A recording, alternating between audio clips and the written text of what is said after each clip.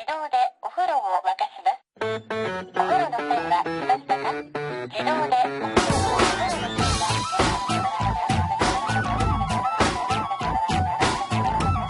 Hello and welcome to another episode of No Such Thing as a Fish, a weekly podcast coming to you from the QI offices in Covent Garden. My name is Dan Schreiber. I am sitting here with Andrew Hunter-Murray, James Harkin, and Anna Chazinski. And once again, we have gathered around the microphones with our 4 favorite facts from the last 7 days. And in no particular order, here we go. Starting with you, Andy.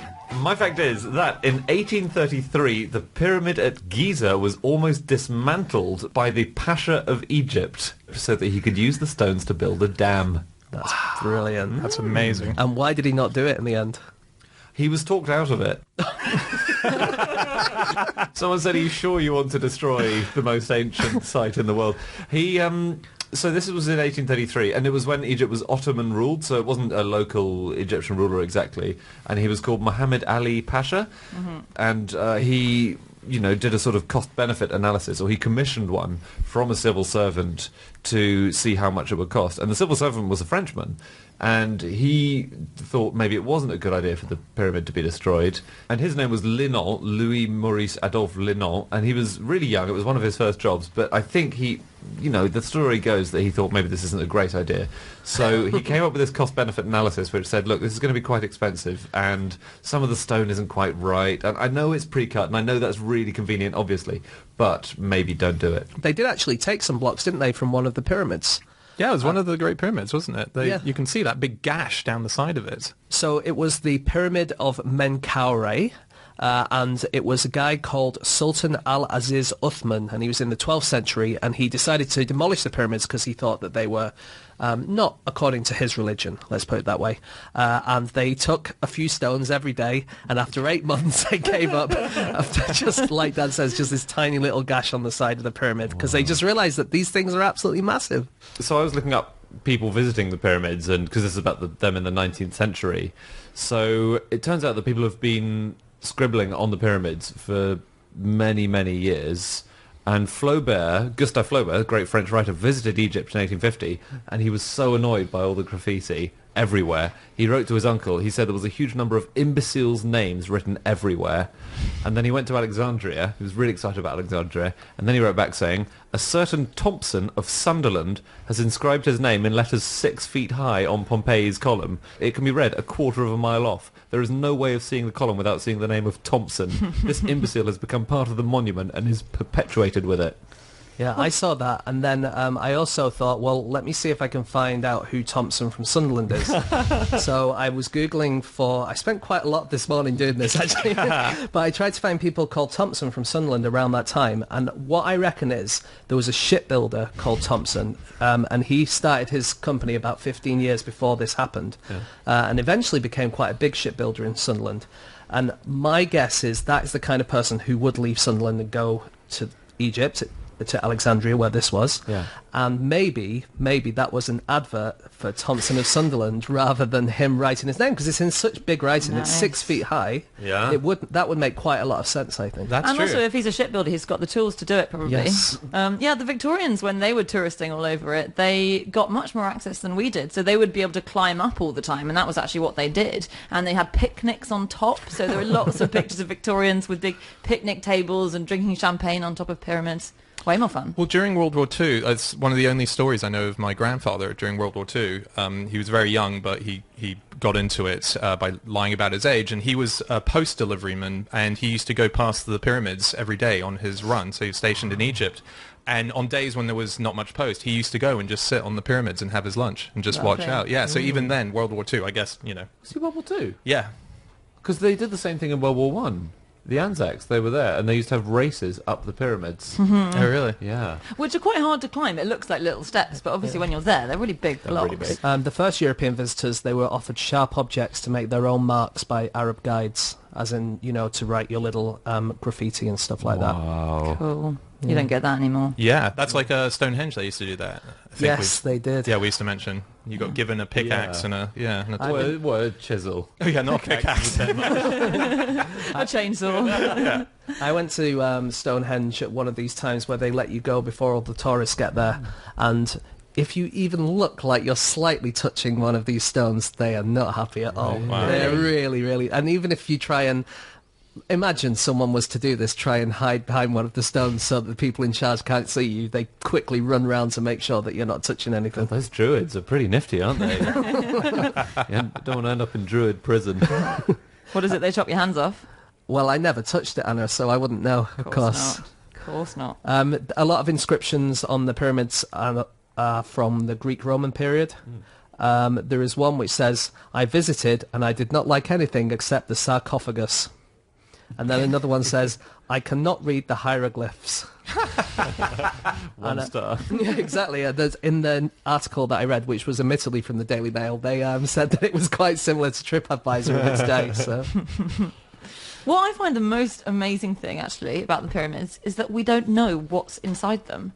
Still. So we've gone to outside of the solar system, and yet still in the main pyramid in Giza, we don't even know what's inside it. There was that discovery last year that there's a massive chamber inside it. There's a cavity that's 30 meters long, and it's above what's called the Grand Gallery. So there's like two rooms, chambers where they thought the king and the queen were probably kept, although they were all stolen, so we're not totally sure. And then they've just done this technique where they use these sensors that sense these particles called muons and see what directions they're bouncing off the pyramid in. And there's this massive chamber we don't know about. And I actually think, which is what one Egyptologist said, that that's where the bodies are. Because they said that they think, because they put lots of kind of fake things in there anyway, because they really wanted to deter robbers. So they said, oh yeah, this is the king's chamber here. But actually, I bet Maybe the that's king where and the queen aliens there. are. Exactly. And the aliens, well, hanging out with king and queen. Yeah. Of As course. you would. This new chamber that they found, isn't it the case that it's so mysterious that they can't even call it a chamber? They call it the void or something like that. Well, I think they're doing that to pique your curiosity rather than it's so mysterious. They just know it's a big hole. They're not allowed to call it a chamber. It's not a chamber. It doesn't fit the cool. word. When I was going to read Harry Potter and the Chamber of Secrets, I'm like, well, where's the secret? It's a chamber. It should be called the void of secrets. I was... Go on. No, please. Do you know what mummy wheat is? Mummy wheat? Yeah. No. So we've covered, I think, before the mummy craze, where in the Victorian times people had mummy unwrapping ceremonies and they had brass bands accompanying it, and it was all very exciting and amazing people like Mummy Brown and Mummy whoever, or Mummy Pettigrew. So mummy wheat was wheat that was grown from seeds which had allegedly been found in mummies' bandages.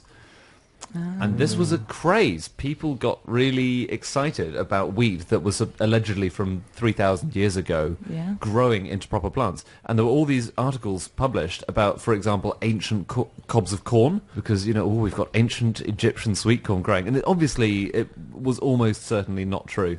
You don't want your food ancient most of the time, do you? I can see it's kind of exciting. They'd also, when they're mummifying people, I think, you learn in school that they put a hook up your nose and they take your brains out and stuff. And they also took your eyeballs out, and they often replace them with various things. So they replace your eyeballs with shells or with linen, apparently, or with painted onions.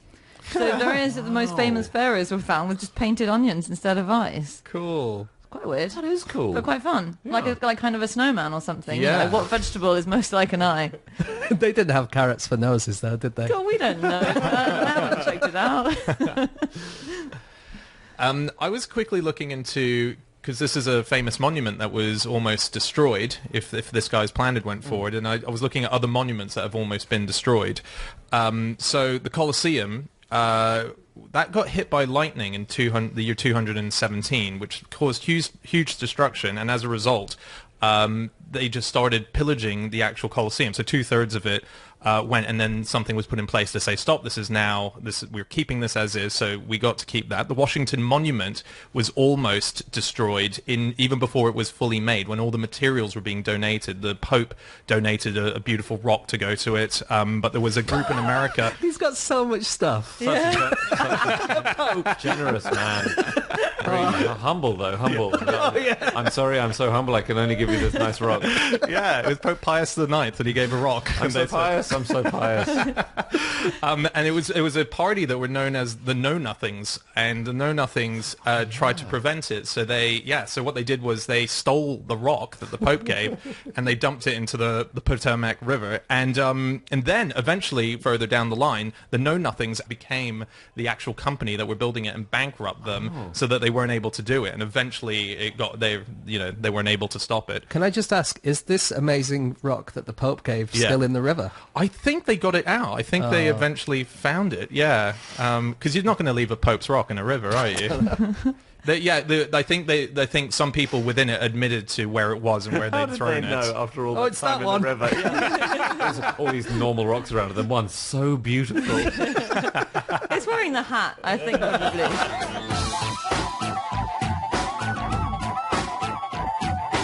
Okay, it's time for fact number 2, and that is my fact. My fact this week is that psychologist Herman Rorschach thought his test wouldn't work on teenagers as they were the same as psychopaths.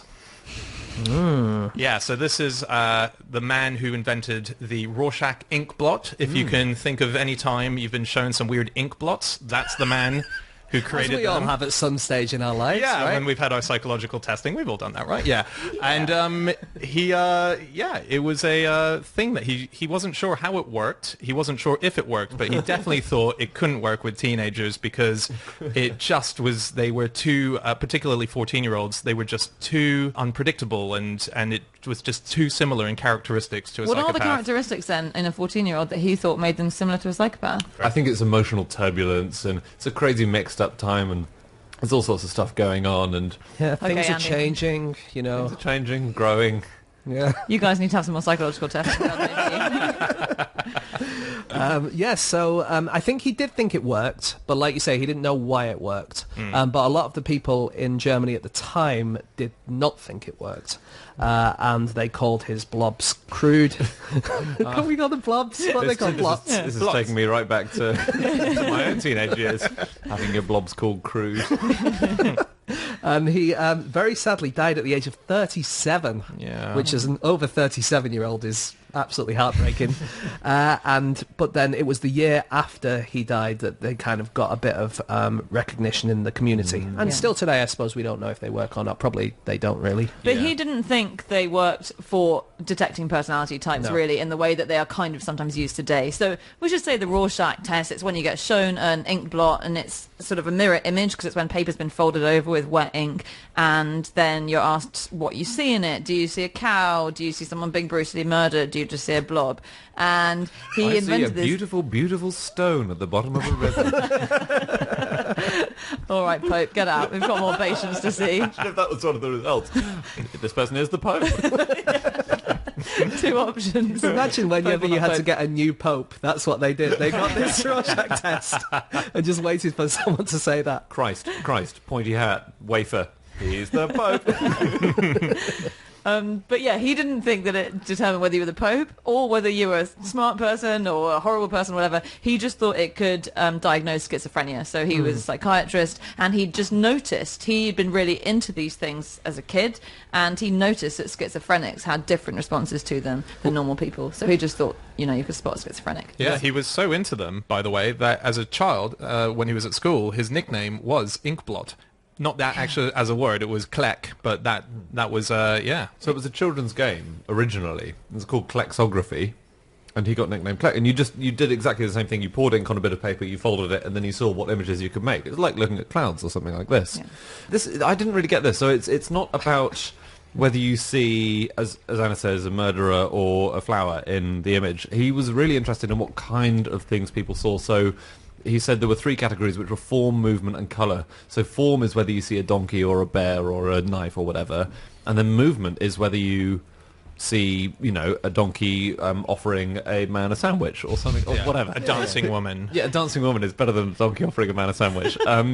But his main interest in all of this was whether the answer was good or poor. So he thought, right, I think these look like particular things, and if you see something which is broadly moth-like and you say a moth, or one of another, reasonably appropriate answer, then you're probably fine. And if not, then that's maybe problematic. That's a problematic indicator for your personality. Yeah, You bugger. and we should also say that it's not a case of putting ink on a bit of paper and then folding it over. The blots are actually quite specific, aren't they? Yeah. So they have to look blottish, because if they look deliberately crafted, then people might think, well, there's a specific answer that I need to go for. Right. But also, he didn't want brush strokes, so it looked like someone had painted it. So quite specific. Yeah, and what's amazing, this was 1921 that he created them, so they really kicked off in 37, but they're still used to this day. And it's the exact same 10 ink blots that he created in 1921. So even though maybe people are thinking, oh, we can advance this as an idea, they still have not gone any further than the 10 he created. Yeah, so if anyone shows you them, don't say, for instance, television, because there was no televisions then. Don't say iPhones, because there were no iPhones. You have to think, I need to go for something that was around in the 1920s. So like the end of the war. The Wall Street crash. You might just say... So if Prohibition, if you see an iPhone or a television, they'll say, this man is insane. Or prophetic. Yeah. Have you guys done it? I've done the first few. Yeah, but we've You done it. didn't have the patience to do the full 10. Well, actually, I wanted to save myself in case I need to be tested in future with a Rorschach test, because they got really funny about people... so they were published in a book in the 70s, and a lot of doctors who believed in them and used them said, this is going to completely screw up our results, because it came with answers of what to say and what not to say. Yeah.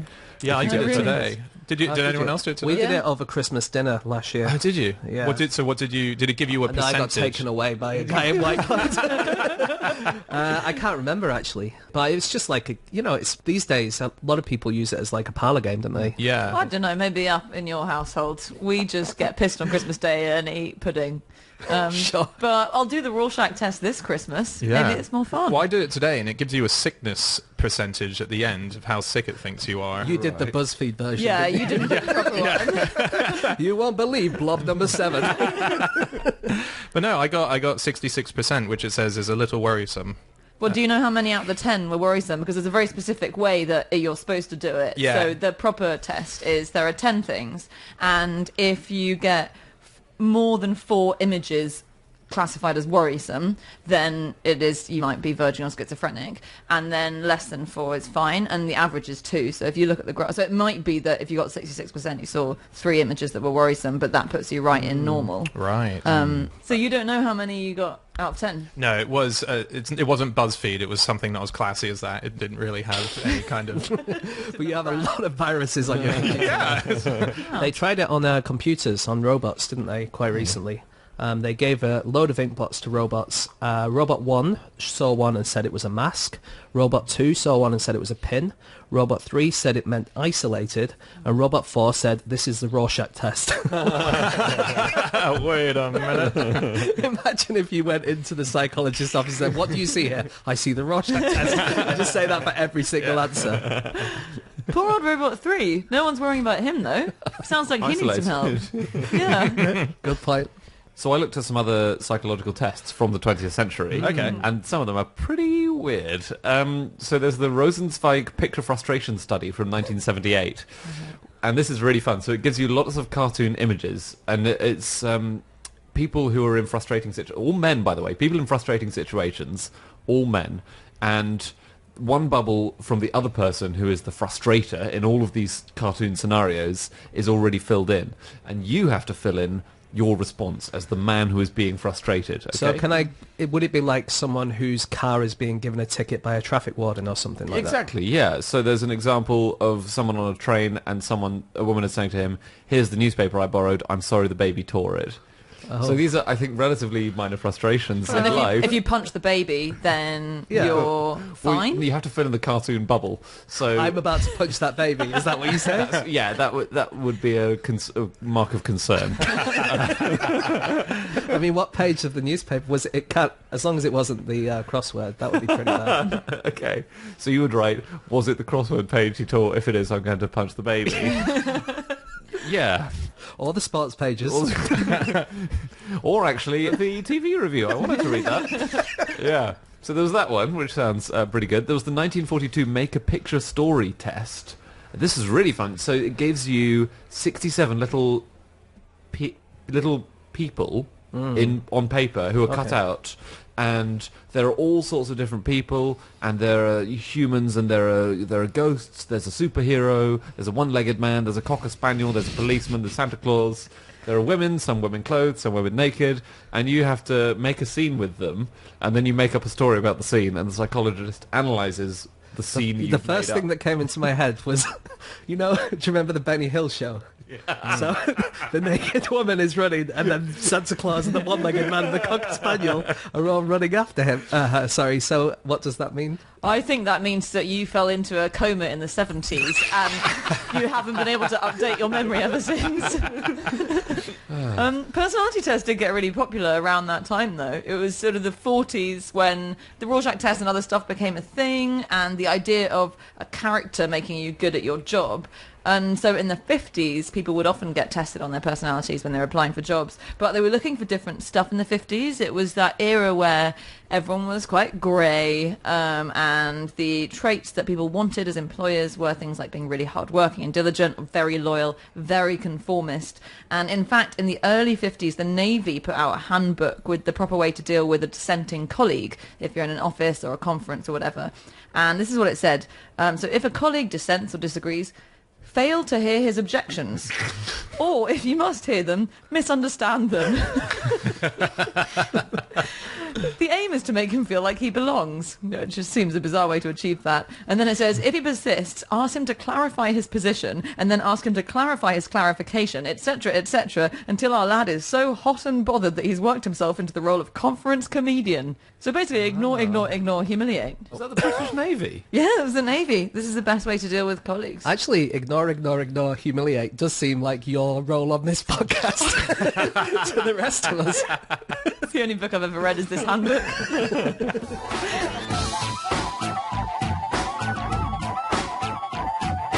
Okay, it is time for fact number 3, and that is Anna.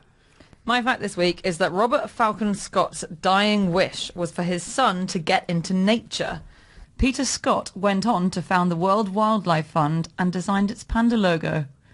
Very, very cool. How nice is that? So, So this was when Scott was in the South Pole. He was stuck in his tent. He was 100% sure he was about to die, so he thought he'd write a few letters, as you do.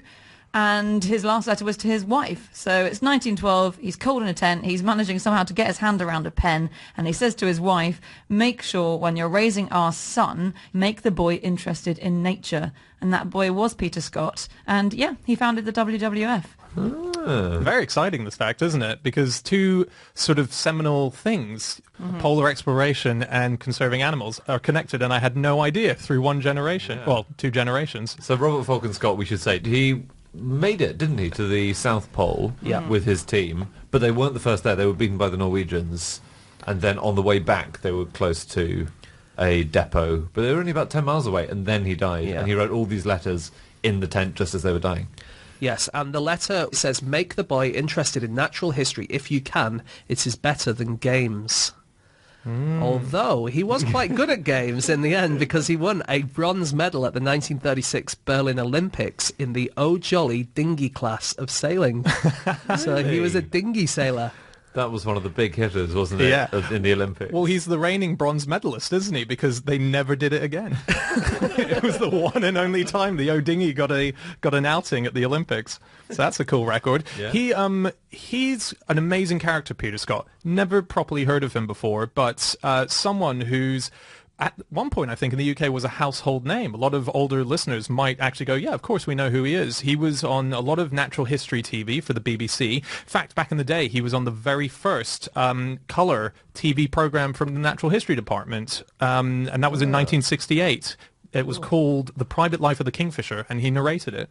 Oh, I see. Because Yeah. kingfishers are quite colourful, because you wouldn't go for Yeah. the private life of the zebra or something like that, would you? They've deliberately chosen an animal which is quite colourful. Yes. Well, just on that point, it is said, I got told this by my friend Simon Watt, mentioned it years and years ago on this podcast, but supposedly one of the reasons for picking the panda as the logo for WWF was the fact that it was black and white. So printing costs, when they were printing out with headers would be cheaper. That's clever. Right. They Yeah. could have just picked something really, really small, like a microbe, and then it would just be a printing just one dot. That'd be cheaper, Yeah, right? yeah, that's It true. would. It's a bit less evocative, isn't it? Yeah. Saves the dot. Yeah.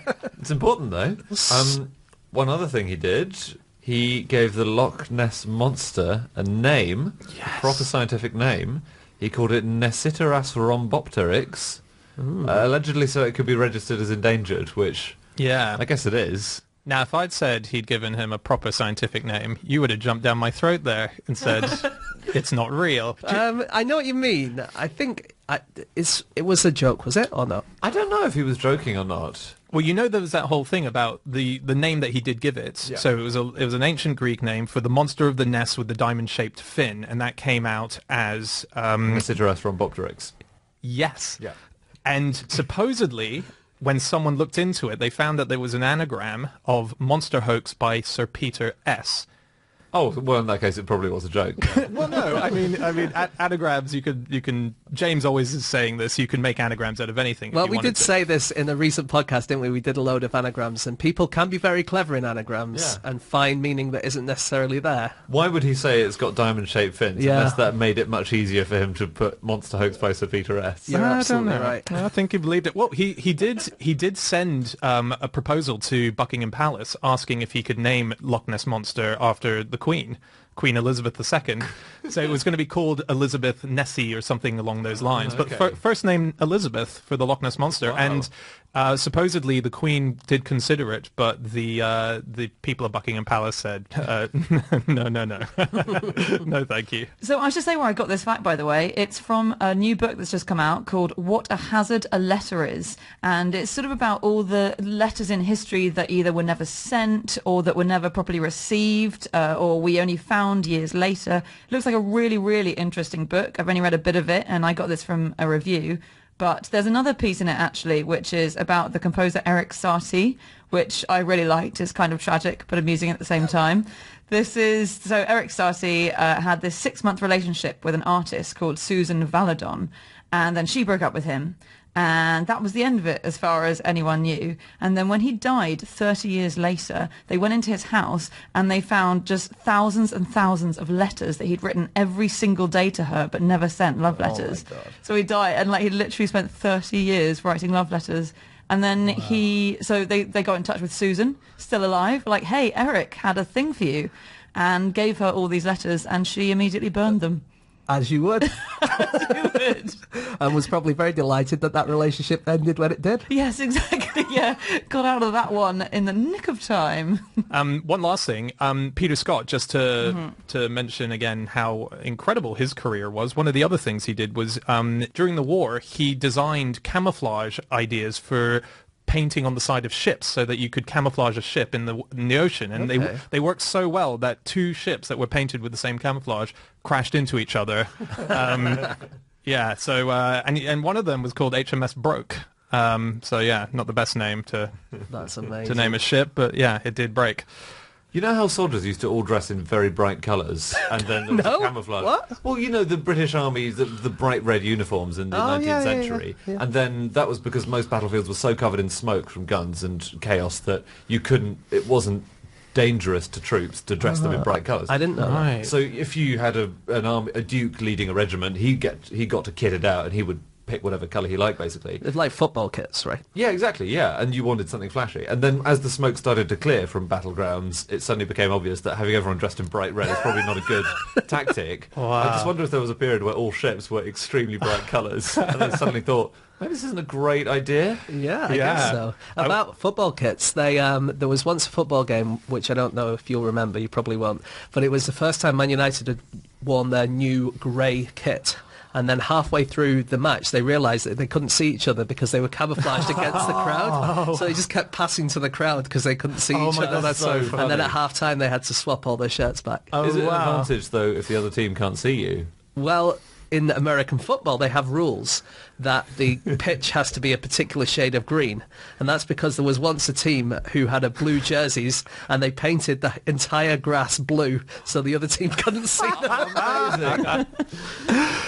I love the idea that if in war you have a home and away kit, and you know you're losing against the invading army when they suddenly change their kit to home. Uh-oh.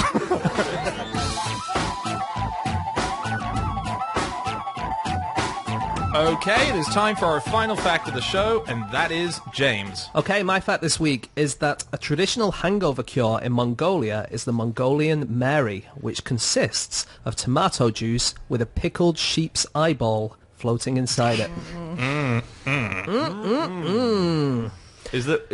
Is either bit meant to be more helpful, or they have to be combined? So, I think the traditional helpful bit is the pickled eyeball, because that goes back supposedly to Genghis Khan times. The tomato juice obviously doesn't, because they didn't have tomatoes in those days. Right. But actually tomato juice, I think, would probably help your hangover. So that probably today is the active ingredient, although the traditional thing is the eyeball. But if a load of you have a hangover, obviously it's very labour-intensive in sheep. Yes. Then you have to kill a lot of sheep. You don't have to kill them. You can just put an onion in the place of the eyeball. And I learned this from Malmo's Disgusting Food Museum, which I went to a couple of weeks ago and tried lots of disgusting things. Did you have the hangover? I did have a hangover, but I didn't have any of this. Actually, I did have a hangover on that day, which was very bad because I had to eat things like bull's testicles and shark meat marinated in urine and rotten fish and all that kind of stuff, and three penis wine, which that did help the hangover a little bit. Did it? Yeah, because it's got alcohol in it, and it's like hair of the dog. It's like penis of the dog and of the seal and of the deer. Here's the thing, though. You went to this museum, and traditionally museums, you don't touch the exhibits, but you went around eating them. And so is this more a restaurant than a museum? No. So these days, a lot of museums, they are hands-on, aren't they? As in, you can kind of do little bits and pieces with the exhibits. And in this place, they have a particular tasting table at the end where you can taste all the things, or not all the things, but just a few of the things that are on display. And lucky me, they put a lot of extra stuff on for me, which not everyone gets to have. So not everyone gets to have the bull testicles. Not everyone gets to have the rotten egg with a fetus in it, that I managed to have. But yeah, it's a really good museum. It's in Malmo. They've just announced that there's a new one about to be opened in LA. Ooh. And they're hoping to go around the whole world, hopefully one day soon. So wherever you are in the world, you might be able to try some of this delicious stuff. It's quite exciting because the museum was founded by Samuel West, who also founded the Museum of Failure, which, how often do people found more than one museum? So it had things like failed Donald Trump games and so on, but with such a success that he's had to keep it going. And this is his second museum. It's very exciting. The only person I can think of is the person who founded both the Natural History Museum and the British Museum, I think you're right. Sloane? Yes, Hans Sloane. So he's in quite high, there's just that guy and the guy who did the Disgusting Food Museum. Yeah. It's pretty good. It's very funny because he talks about, I read an interview with him about setting up this Disgusting Food Museum, and he has to sample a lot of the stuff that they get in, and he's just, in his story, just constantly vomiting. It's just like, he doesn't like it. It's not as if it's like a weird fetish. He really doesn't like it. You can't like this stuff. It's just not very... The only thing that was quite nice was the bull testicles. That was all right.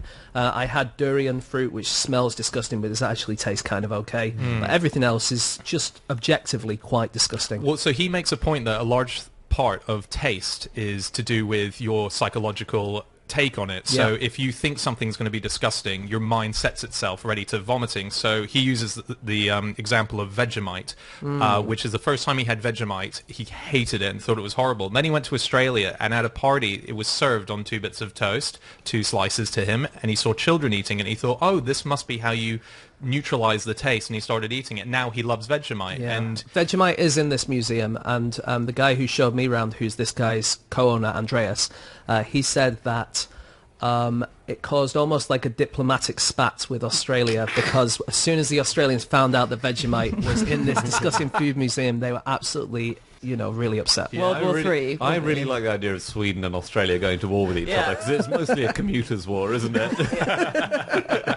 So you've shown us videos of you at this museum, James, and you look like you're having a really, really bad time. And it's sort of, Can I just say, I had a really, really great time. Yes. But the thing is, I just, I'm not going to say no to anything. I'll just do whatever, And also, he was very much peer pressuring me into trying absolutely everything. He was like, well, if I try it, then you have to try it. And of course, he works here and has this stuff all the time. It's not really fair. But yeah, I opened some surströmming, which is like a fermented rotten fish, which we once had on QI, but we weren't allowed to open in the studio. And actually, according to their lease, this museum, they're explicitly not allowed to open any of the cans inside the museum. So we had to go outside. Wow. We had a crowd of people watching me open this surströmming. Awesome. Yeah. And then you did have to recoil from it, didn't you? Was that the one where you had to recoil? Yeah, it's unbelievably disgusting, yeah. It just smells of everything rotten that you can think of, like, you know, bin juice and rotten fish and, you know, vomit and everything you can think of. It just smells and tastes a bit like that. Great. And all the tickets to the museum are printed on a sick bag. And in the first 3 weeks of opening, they had 11 cases of visitors vomiting after trying the exhibits. Only 11, which is That's not an bad. achievement, isn't it? They must be looking for vomits. They are, and they said if it's just like a retch, it doesn't count, or if it's spitting out, it doesn't count. It has to be an actual vomit from the stomach for them to count it. And Nice.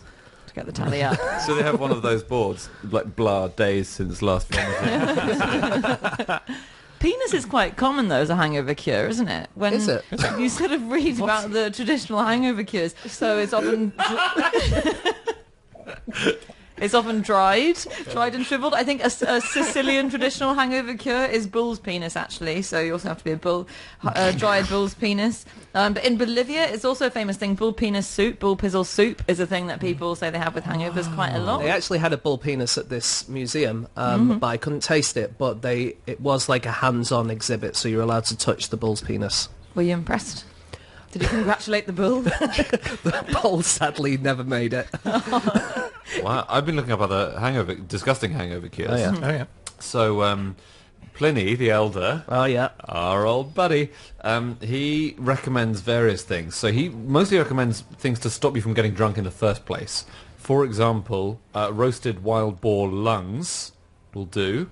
Or, if you don't have a wild boar, if you have the ashes of a swallow's beak and mix it with myrrh and put that in your wine, that stops you getting drunk in the first place. Okay. Pretty good. But does ruin the wine, doesn't it? A little bit, yeah. The gladiators used to eat ash for energy. On ITV. No, it was like they used to take it out of the hearth and then they would mix it with presumably wine, I guess. Yeah. And then that would supposedly help them after a hard day's gladiatoring. That's all. Get home after a hard day's gladiatoring. Darling, what have you cooked me for supper? I'm exhausted. Here's some ash. With some wine, Anna. Oh, no, that's absolutely fine. So John of Gadsden in the 14th century had advice for if you drunk too much. He said that if you're a man, then you should wash your testicles with salt and vinegar. And if you're a woman, you should wash your breasts with salt and vinegar. And Was he a salt and vinegar salesman? he worked in the local chippy. He'd over-ordered. And he said you can also eat the leaf or stalk of a cabbage with some sugar, which does sound like the better option. He should have put it first. So these days, I guess you could just put your testicles in a bag of salt and vinegar crisps, and that'll have the same effect. Absolutely. Yeah, but don't do it in Tesco's. Duck embryo is another thing that's eaten. So this is balut. Yep, so I had that balut. Did you? Yep. Balut is how you say it. Yeah, Okay. or balut. Yeah, Yeah. I had How that was in the that? museum. To be honest, I kind of chickened out a little bit. Ducked out, you mean? Ducked out. I did duck out, Yeah. yeah. And when they weren't looking, I only took a bit of the egg part of the balut and didn't have any of the embryo part because I thought that was a bit beyond the pale. You cheater. Oh, No. you found your line, though. Well, to be honest, if anyone was watching, I probably would have done it. Because I am extremely bad with peer pressure. But yeah, I did taste it. It just tasted like... I've had 100-year egg before, and it tastes a bit like that. So it's slightly rotten eggs, it tastes like, yeah. Okay, slightly rotten. You would have thought after 100 years that rot had really penetrated. Yeah, it tastes like sulphurous eggs, like, you know... Yeah. You know, Sulphur. Farts. Eggy. farts, yeah. Eggy eggs. What were you saying? Was there anything else about balut or... No, that was a hangover cure that apparently works. So it's stuck embryo, isn't it? And Yeah. it's boiled alive, and then you eat it in the shell. You eat But it in the it's not shell. shelly, presumably, at embryo stage. And you eat with the bee. Can you tell the beak's there? You Is can it tell it's crunchy? there, but it's not crunchy, I don't think. And there was a Filipino lady who works at this place, and she absolutely loves it. She's like, my whole family eats this. This is not weird. I don't understand why people think this is The weird. Philippines are declaring war on Sweden immediately. Well, they do have, for instance, haggis. Do they? Yeah, they have. Weirdly, they have like Haribos. Not Haribos, but like other gelatin sweets, because they're like, well, you know, this is made from gelatin from bones of animals. This Yeah. is kind of, if you think about it, it's kind of weird. Yeah. It's all just, it is just perspective, isn't it? I mean, the things lot that of we it. find weird, other people eat, we eat equally weird stuff. I would say so, apart from, you know, like urine-soaked shark is objectively strange, Yeah. I think. What's For the almost urine adding to that taste? Well, it adds a urine-y taste to Okay, it, I so must that's- say. You could, if you were to have that and any other food in the whole history of time, you would know which one had been soaked in urine. Yes. Okay. So their rules are, just to quickly go, they have 3 rules. It has to be considered disgusting by some people around the world, so not necessarily people eating it. It has to be genuinely eaten by people as a choice, not through necessity.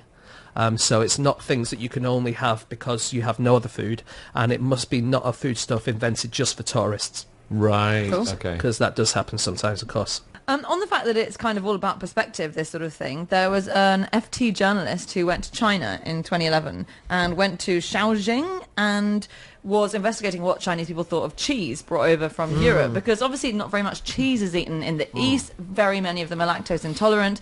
A lot drink milk now a bit, but cheese not really a thing. So brought over a whole bunch of cheeses, and they find that disgusting, or these people who worked in a restaurant found it kind of gross, the idea, and then ate the cheeses, and it was a lot of blue cheeses, very strong blue, which interestingly they thought was fine, so they thought that's okay, and they said it was quite similar to a sort of rotting bean curd dish Yep. that they served I've had up. that as well, rotten bean curd, and it There does you go. it does taste quite cheesy. Does it? Yeah. They said it was a similar taste. So Yeah. weirdly, the only one that they all said that's absolutely disgusting is an animal stench that haunts your nose. Baby Bell. Is it Primula? What a callback. Yeah, the multi-podcast callback. That's one of the best.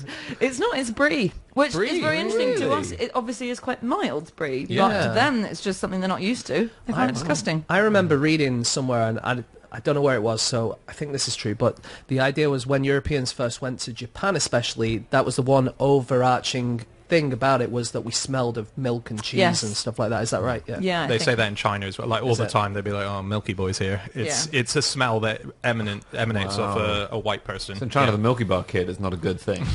No, it's fine. It's just you can smell it. It's just it's a smell they all identify. Do you guys know there's an iron brew sausage?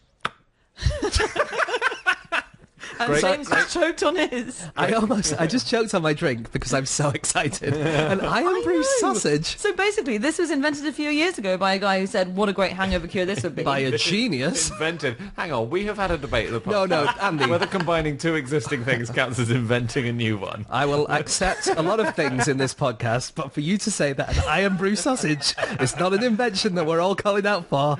Okay, sure. All right. It's pretty simple, actually, but still an invention. You replace all the water in the sausage-making process with iron brew, and he says it's a brilliant hangover cure. One guy said he felt like he'd gone to heaven after tasting it, according to the inventor of the iron brew sausage, and I really want to try one.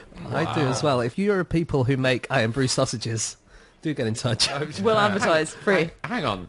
Is it all the water involved in the process? As in, has it grown the crops that feed the Yeah, cow? Has the cow been drinking iron brew from Yeah. the trough?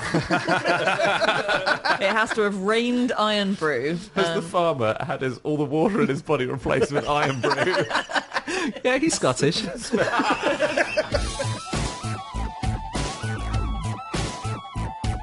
Okay, that's it. That is all of our facts. Thank you so much for listening. If you'd like to get in contact with any of us about the things that we have said over the course of this podcast, we can be found on our Twitter accounts. I'm on @Schreiberland, James, At James Harkin. Andy, At Andrew Hunter M. and Anna.